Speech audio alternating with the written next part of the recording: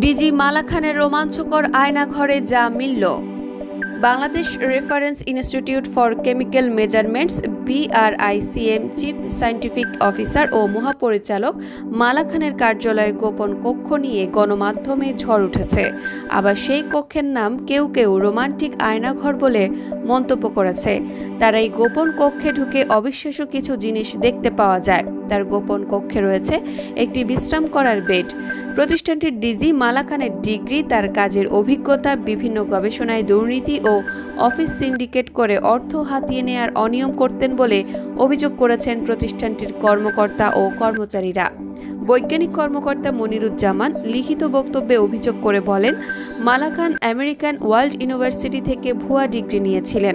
এছাড়াও BRICM এর প্রধান হওয়ার জন্য 14 বছরের অভিজ্ঞতা থাকার যে নিয়ম তা মালা খানের ছিল না। তার প্রথম শ্রেণীর বিজ্ঞান গবেষণামূলক চাকরির অভিজ্ঞতা ছিল 8 বছর 7 মাস। এর মধ্যে বৈজ্ঞানিক কর্মকর্তা হিসেবে তার 6 বছর এবং ঊর্ধ্বতন বৈজ্ঞানিক কর্মকর্তা হিসেবে 2 বছর 7 মাস অভিজ্ঞতা ছিল। পাশাপাশি নিবন্ধনহীন একটি প্রতিষ্ঠান থেকে কম্পিউটার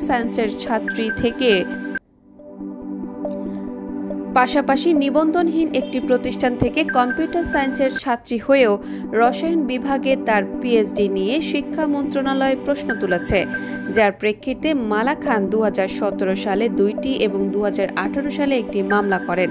সেই মামলাগুলো এখনও চলমান রয়েছে বলে জানান তিনি।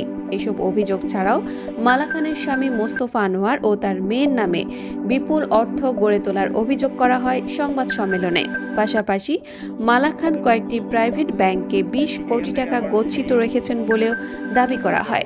বৃহস্পতিবার সংবাদ সম্মেলনে সম্প্রতি মালা খানের গোপন কক্ষের তথ্য ফাঁস হয়।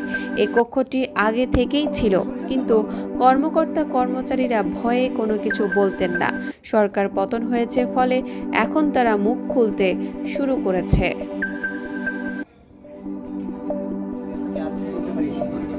আমরা তো নিজেরাই লজ্জিত আসলে আমাদের এইসব কর্মকাণ্ডে, যেটা আজ বের হয়ে এসেছে। আমার মনে হয় আজকে দেশের এই পরিবর্তনের সময় এই ধরনের মানুষগুলো আসলে বের হয়ে আসা উচিত, যাতে দেখুক এই ধরনের মানুষগুলো যে এরা কি ধরনের অনৈতিক কর্মকাণ্ড দেশের মাঝখানে চালিয়েছে এবং এদেরকে তদন্ত করে এদেরকে উপযুক্ত শাস্তির আওতায় আনা হবে। ধন্যবাদ।